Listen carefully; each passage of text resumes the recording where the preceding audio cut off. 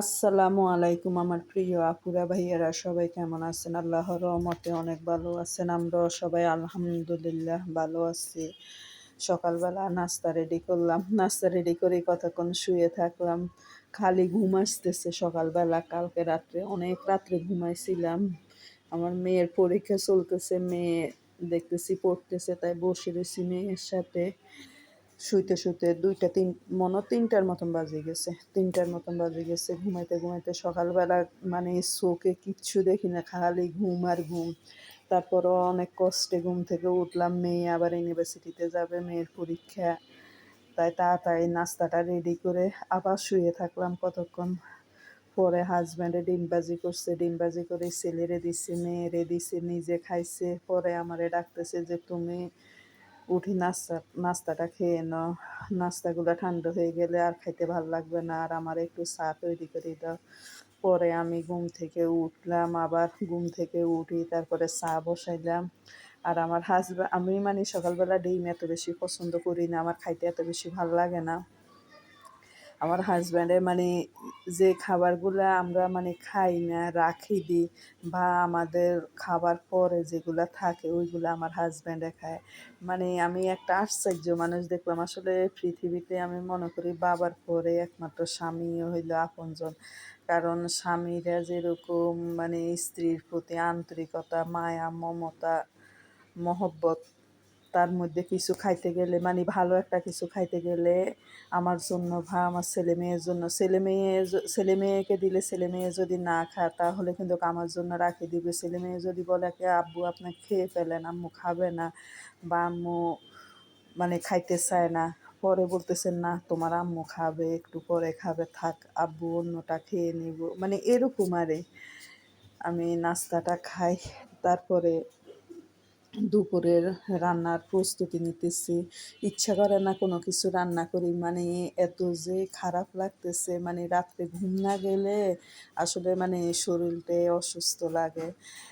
এখন মানে রান্না করব ছেলেমেয়ের পছন্দর মতো একটা সবজি আর আমাদের পছন্দর মতো একটা সবজি। আমার হাজব্যান্ড একটা কচু আনছে। কচুটা একদিন ডাঁটা রান্না করছি, তারপরে মূল কচু থাকি গেছে। এখন মূল কচুটা আমি মানে ২ ভাগ করলাম। ১ ভাগ রান্না করব, আরেক ভাগ রাখে দিব। একটা কচু আনলে আমাদের দেখা যায় ৩-৪ বেলা হয়ে যায়। আমরা মানুষ অল্প তো, সেজন্য বেশি লাগে না আমাদের। হাজব্যান্ডে বলতেছে যে বেশি রান্না করিও না সবজি, ছেলেমেয়ের জন্য মানে একটা রান্না করো আর আমাদের জন্য একটা রান্না করো। ছেলেমেয়ের জন্য মাগুর মাছ, আলু, ডিম দিয়ে রান্না করব। কিন্তু মাগুর মাছ দিয়ে ডিম দিয়ে রান্না করি, কিন্তু আলু দিয়ে কখনো রান্না করি না। আমার ছেলেমেয়ে একটু আলুটা পছন্দ করে, তাই আলু দিয়ে মাগুর মাছ, তারপরে হলো ডিম দিয়ে রান্না করব আজকে। আর আমাদের জন্য ইলিশ মাছ দিয়ে কচু দিয়ে রান্না করবো। হাজব্যান্ডে বললাম যে তুমি তো কচু আনছো শখ করে, কিন্তু কচুটা আমার এত বেশি ভাল লাগে না, বিরক্ত লাগে আমার কচু দেখলে। এখন কি রান্না করব? পরে বলতেছে হ্যাঁ ইলিশ মাছ আছে তো ফ্রিজের মধ্যে, ইলিশ মাছ দিয়ে রান্না করো, বেশি দিও না, একটা দিয়ে রান্না করি। আমার ছেলে মেয়ে আবার ইলিশ মাছ রান্না করলে খায় না, ইলিশ মাছ ভাজি করলে খায়। তাই একটা দিয়ে মাঝারি সাইজের ইলিশ মাছ একটা দিয়ে রান্না করব কচু দিয়ে। আর কচুটা নারিকেল দিয়ে আমরা বেশি রান্না করি, কিন্তু বাসার মধ্যে নারিকেল নাই, তাই আমি নারিকেল ছাড়াই রান্না করব। এখন আমি কচুটা কাটতেছি, দেখতেছি হাতও মানে ফিন করে চুলকাইতেছে। কচুর সাথে একটু তেঁতুল বা একটু লেবু, লেবু আছে বাসার মধ্যে, লেবু দিব। আর কচুটা কাটে আমি লবণ দিয়ে কতক্ষণ মানে বলের মধ্যে রাখে দিব, তাহলে দেখা যাক কচুর ভিতরে যে কষ, ওই কষটা বাইরে হয়ে যাবে। লবণ দিয়ে মাখাই, মানে হাতে মাখাই না রাখি, এমনি পলিথিন গ্লাভস পরি আর এই হাতের মধ্যে, তাহলে মাখাইলে মানে সবচেয়ে বেশি ভালো হয়, না হলে হাত চুলকাবে। কচুটা আমি ছোট ছোট পিস করে কাটে নিতেছি। আমার বাসার মধ্যে একটা সবজি হলে আমার হাজব্যান্ডের হয়ে যায় ২-৩ রকমের সবজি খাইতে চায় না। দেখা যায় মাংস রান্না করলে মাংস দিয়ে খায়, আর ওর পছন্দ মতো আমার হাসব্যান্ড আবার একটু কচু, তারপরে ডাল দিয়ে, ডিম দিয়ে, সিমের বিচি, মুরগি দিয়ে, মানে এসব খাবারগুলা অনেক পছন্দ করে। কিন্তু এগুলা আবার আমার ছেলে মেয়ে খাইতে চায় না। কচুটা একটু ভাপ দিয়ে নিলাম, কচুটা ভাপ দেওয়ার সময় আমি একটু লবণ দিলাম আর একটু হলুদের গুঁড়া দিলাম। আর এখানে কচু রান্না করার জন্য আমি মশলা কষাই নিলাম। কচুর মধ্যে আমি রসুন দিলাম ৪ চামচের ৩ চামচ দিলাম শুধু রসুন বাটাই, আদা বাটা আধা চামচ দিলাম, বেশি দিন ১ চামচের অর্ধেক আরই দিলাম আদা বাটা। আর ইলিশ মাছ দিয়ে কচু রান্না করলে মশলা যদি বেশি দিই তাহলে ইলিশ মাছের ঘ্রাণটা এত বেশি ভাল লাগে না। আর কচু তরকারি তো, কচু তরকারির মধ্যে একটু রসুন বাটাটা বেশি লাগবে। আর এখানে আমি ইলিশ মাছটা ৩ পিস করে নিছি। ৩ পিস করে তারপরে আমি একটু হালকা ভাজি করে নিতেছি। জোরে আগুন পড়ে গেছে, তাই মানে মাছগুলা একদম হয়ে গেছে, লাল লাল হয়ে গেছে। আজকে আমার মানে রান্না করার কোনো ইচ্ছে ছিল না। একবারে মনে করছিলাম যে বাহির থেকে খাবার আনি খাবো। কিন্তু আমার হাসব্যান্ডে মজা হোক বা না হোক, প্রয়োজন বোধে বাসার মধ্যে ডাল আর আলুর ভর্তা দিয়ে খাবে, কিন্তু বাহির থেকে খাবার আনি খাইতে এত বেশি পছন্দ করে না। আমাদের জন্য কিনিয়ে আনে কিন্তু নিজে খায় না, নিজে এত বেশি পছন্দ করে না।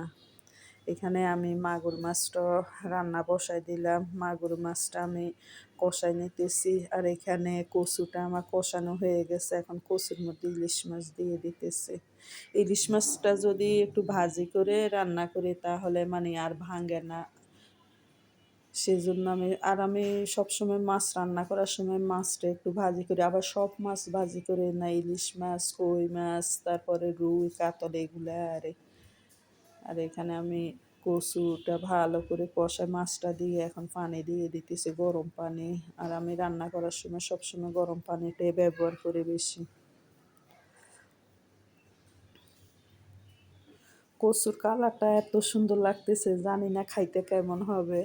কিন্তু আমি ভয়ে লবণও দেখতে পাইতেছি না, আমার ভয় লাগতেছে যদি আমার গলা চুলকে। আমার হাজব্যান্ডে বলতেছে একটু লবণ দেখেন তো লবণ হয়েছে কিনা, পরে বলতেছে লবণ হয়েছে, আর বেশি দিও না, তার মধ্যে মানে ঝোলটা একটু কম করে রাখিও, মাখা মাখা ঝোল রাখিও, আর একটু লেবু মানে চিবি রস দিও। পরে আমি বলতে আচ্ছা ঠিক আছে, আমার সব কিছু মনে আছে, তোমাকে বলতে হবে না। এখানে আমি রসুন আর পেঁয়াজ দিয়ে একটু ভাগার দিলাম, কিন্তু অনেক সুন্দর দেখা যাইতেছে, মনে হয় মজাই হবে। আর এখানে ছেলে মেয়ের জন্য মাগুর মাছ, ডিম, আলু রান্না করে নিলাম। এখন রান্নাটা আমার হয়ে গেছে, পেঁয়াজ দিয়ে একটু ভাগার দিলাম, ভাগার দিয়ে এখন ধনিয়া পাতা দিয়ে দিলাম।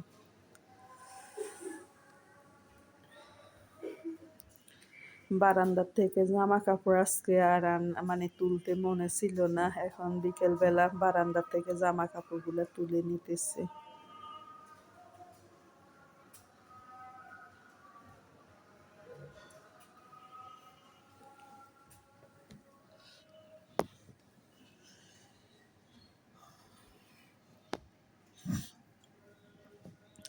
একটা মহিলার কত যে কাজ বাসার মধ্যে, একমাত্র আল্লাহ মাবুদ ছাড়া কেউ জানে না। আজ যদি কাজ না করি তাহলে মানে কোনো কাজে নাই, আর যদি কাজ করি তাহলে সারা দিন কাজ আছে, কাজের কোনো শেষ নেই।